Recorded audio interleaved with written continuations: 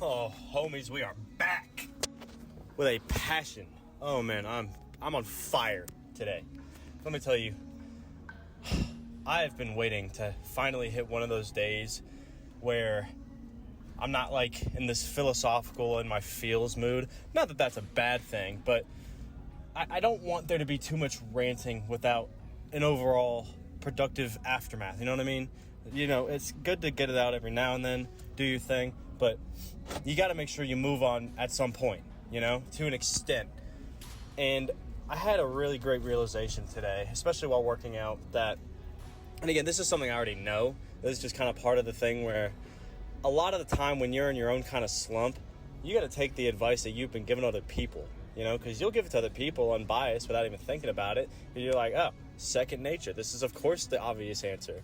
But sometimes your obvious answer for other people is the one that you overlook 15 times over, you know? And it is an absolute choice to allow my day to get squandered by some less significant bullshit, you know, that shouldn't matter anymore, you know? And not because it doesn't matter, but because I've already taken my own steps to move beyond it, right? It's so much more than just, you know, sitting in the mud and just, you know, dragging your way through, just being like, oh, well, one day I'll get there. It's like, no, there is no one day. There's never just, oh, hopefully at some point it happens. It's, you have a choice, you know, right now you could just go do it, you know, get over whatever you're upset about, and not to the, you know, shitty extent. I'm not telling you to just like, oh, get over it. It's just feelings. I mean, just take the steps you think are necessary. But once you get to a point where there's nothing left to be said, ask yourself, what can you do right now, right? I had a great conversation with my brother. I love him to death, just like my older and my younger brother. Love them to death. They are great homies, my boys. My older brother has been thrown through the mud, like I'm saying, when it comes to his career choice. It sucks, you know, the world wasn't really built for what he's trying to do, but he's making do and doing the best that he can. That's what matters. And we had a really long conversation about like what could be done, you know, what to do. And it really all just came down to the fact of there's not much else he can do other than what he's already doing. You know, to an extent, like how I am now, I'm already putting in all the effort that I can possible. So if I'm doing my absolute best, and I know I am, and I'm still feeling shitty, it's purely just the mindset, you know? And while that seems like upsetting and that, you know, it might be a little bit more insurmountable than to others, but for me, that, like, I love that. And primarily because if it's just a mindset thing, like, man, I know how to get through a shitty mindset. And this is what I will tell you and everyone on the face of this damn earth every single day. Every day. No matter what. What I told my brother. And he knows it too. But sometimes you just got to remind yourself, you know, get back in that mindset again of no matter how shitty of a day you are having, when it comes to life stuff, as humans, we need food, water, and shelter. And everything else after that is an accessory. You know, it's a privilege. But I think that there's always one more that people forget to add or overlook because it seems so either a given or not as necessary as some people may think it be. And let me tell you, human interaction, human relationships, homie time is a necessity. It is so needed no matter who you are or what you've gone through, what you're doing now. Does not matter. Every time you get in a slump, and the primary, I mean, I'll tell you this morning, I woke up by myself. The GF went to work. I was just chilling alone in the house, and because I've been a bit of a stick in the mud as of late, you know, you're inevitably going to stare at a wall at some point. And let me tell you, the longer you stare at a wall, it'll start talking to you. It'll start making you believe a whole bunch of shit that isn't what's important, you know? Not the things that you should be stressing about or even need to stress about right now. You know? You are so much less alone than you realize. So many people out there believe that they don't have anyone to depend on or anyone to call in their time of need. And I'm here to tell you, you absolutely do. You know, just like when it comes to like your opportunities in life, trying to make that next step, progress, whatever you want to call it, there is always something. Always. I will put my foot down because there are too many things in this world for you to say that you have tried everything. You know, it's never true. The most insignificant, out there, wild card, joker-ass thing that you can come up with and try, that you never thought would have been up your alley, you have no idea if it will be or not until you give it that opportunity, you know? And I think the first step to getting through that kind of mindset is always depending on the homies, you know, just to an extent, you know? And I don't mean like being like, I need you, you know? Stop what you're doing. It's just get out of the house. Go do your normal shit. I went to the gym, did my thing as per usual. But rather than going to the gym and just being like, oh, gotta get through this workout, gotta keep going, just gotta keep getting through the daily life, I'm like, no matter what, I know exactly what I can do right now to have a good day. So let's make it happen, you know? And man, it was as simple as just getting in there and shooting the shit, you know? Because at the end of the day, so many things that you're stressing about right now are more so you living in the shadow of a future iteration that you see yourself becoming. And I think something that everybody needs to realize at some point is that future self you're trying to become doesn't exist. You know, just quite frank, it is not real. It's good to have dreams and hope and goals, but to have that be the expectation, nah. You know, look at me with my weights. You know, I don't care how much I lift in my lifetime. I just want to do it the best that I can, to the best of my ability, with the highest levels of passion. But at the end of the day, it's like, why am I going to stress myself out over something so monetary, something so short-term, you know?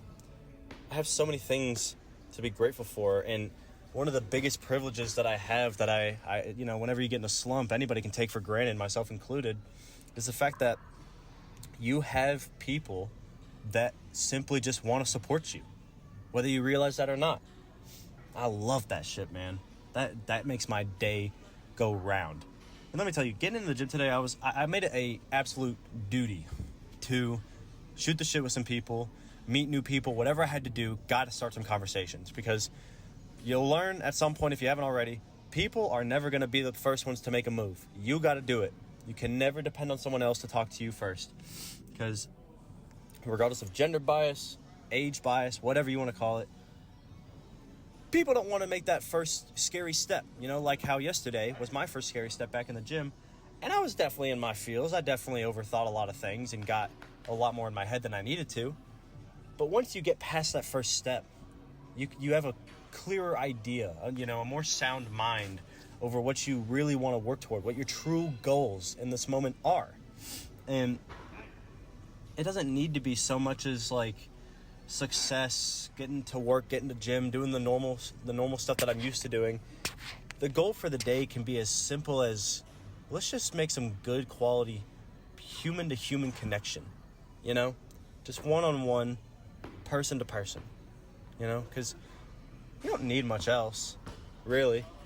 I mean, if it was just, I mean, think about people in, you know, this is a big exaggeration, but think about the caveman days, man. That's all people could do. You go out and chase a deer for 30 miles. That's the whole day. You come back and shoot the shit with the homies back at the camp. Cook up a deer. You know? Simple shit. Because there's not much else you need. Like I said, once you have food, shelter, water, as long as you're maintaining your relationships and, you know, not everybody needs to be as social as the next person. I'm a very social person now. I used to not be this way, but I've become a very social person. So my social battery needs to be recharged almost daily, you know? Most days of the week, I got to get out and do something. And a lot of people only need one time a week, one time every couple weeks. You never know. Everybody's different. And it's up to you to sit there and be like, okay, I'm obviously declining, you know? So why not we just sit here and actually take some time to evaluate what's making me so upset, realize I've taken all the steps necessary or that I feel that I can go through to get past it, and let's just enjoy the day, you know? Let's just like the simple things, you know? Because there's always the concern of money, there's always the concern of security, you know, whatever. But I've got enough. I'm not even worried about it, you know? No matter, even if I go negative sometimes, I'm not even worried about it. You just can get in your head and make yourself think it's a bigger issue than it needs to be. When in reality, you probably got enough. You just got to make sure that you surround yourself with enough positive interactions in the day to make it as passionate as possible, you know? I mean, shit. I don't care if it's a delusion. If I'm deluding myself into living a happy, loving, positive life, I'm all for it. Shit. Because at the very least, at the very minimum, I truly believe it. You know, I believe in the positivity that I've surrounded myself in. I believe in the interactions I've had. Because, man, it gets me going. The weights were really, really good today. I got, I want to, again, this is kind of like my little redemption week. I wanted to recreate the stuff I was doing when I left off last. So, you guys didn't see it, but I did actually attempt today's workout before I took time off, and I had to cut it halfway through. And, it was just a matter of folks, again, we're still trying to burn the core, get that good technique going. But let me tell you, doing a thruster out of a power clean is abysmal. My body was shaking.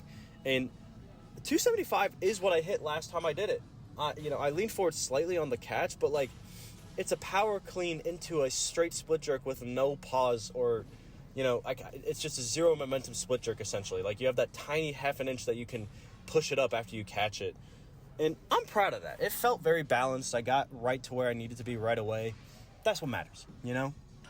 I think there could have been a little bit left in the tank for more, but again, this is not a week of heavy weights. It's a week of the best technique that I can muster at a comfortable top heavy single, right?